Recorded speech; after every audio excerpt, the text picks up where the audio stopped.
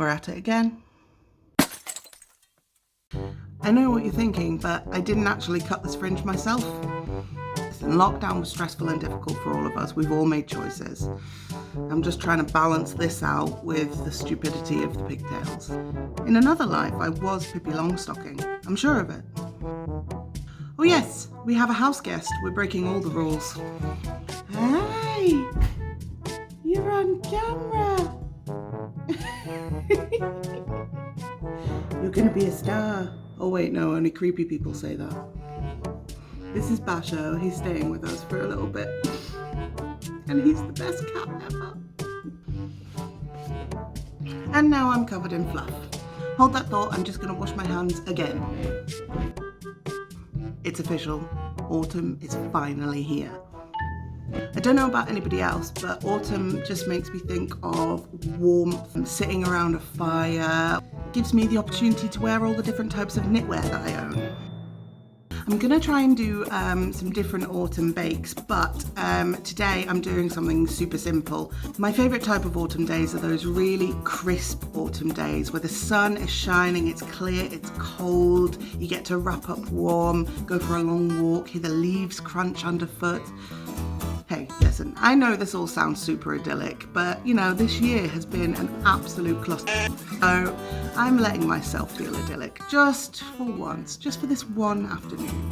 And the thing that comes with the colder season is everybody wants something super warm and super hearty, something kind of stodgy, let's be honest. Listen, come here to me. Come closer, closer, not that close. I'm gonna tell you something very important. I don't want you listening to anybody else. Carbs are your friend. And that might be the best bit about autumn. So today I am going to make something carby. I'm going to show you a really quick and easy recipe for something that is basically the accompaniment to everything that is warm and hearty. Soups, stews, you name it. I'm going to show you how to make soda bread. And soda bread is wonderful because it's what's known as a quick bread. It doesn't have yeast in it. It doesn't need you to prove it. You know that bit on Bake Off where they all put things in the fancy proving drawers and they sit anxiously drinking cups of tea? It's TV at its absolute finest. But none of that is needed in a quick bread. The rise comes from other things. And in soda bread, it's from the mixture of buttermilk and bicarb of soda. See, I sound so smart. I'm actually not. But baking is basically science. Who's that? Basho.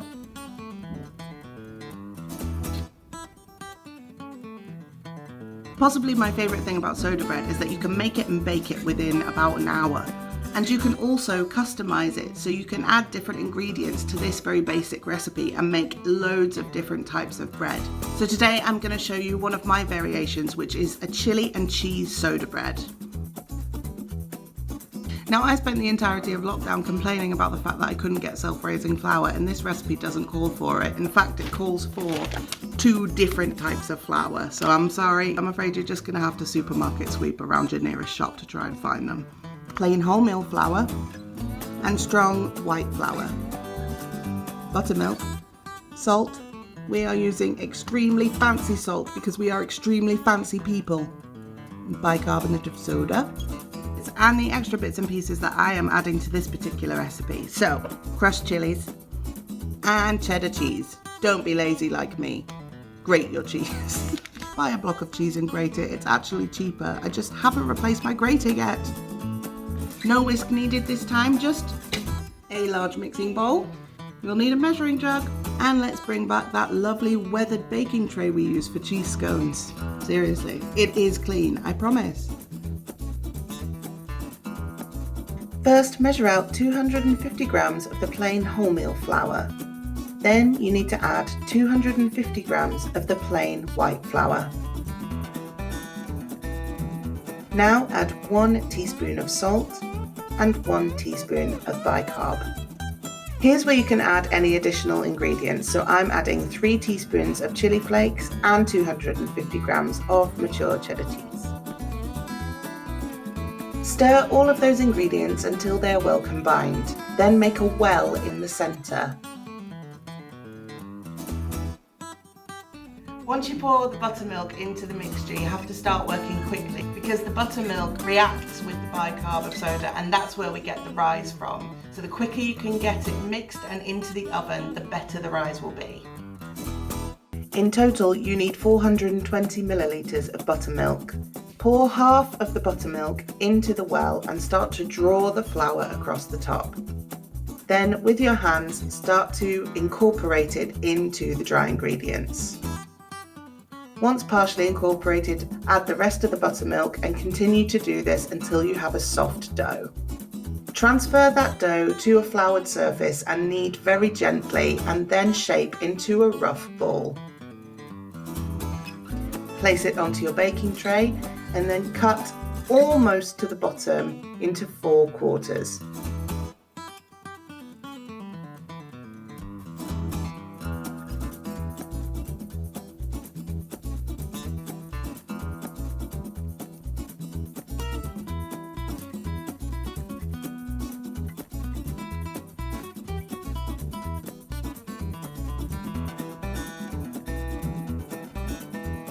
And there you have it, baked and made in just about an hour. If you want to give this a go yourself, I have actually put a link to the recipe in the description, so please do have a look. As always, if you want me to bake a different recipe or try something else, please do let me know. I love to be baking, and I also love to see other people baking. And tomorrow I shall be requesting a fringe trim, because this is something else.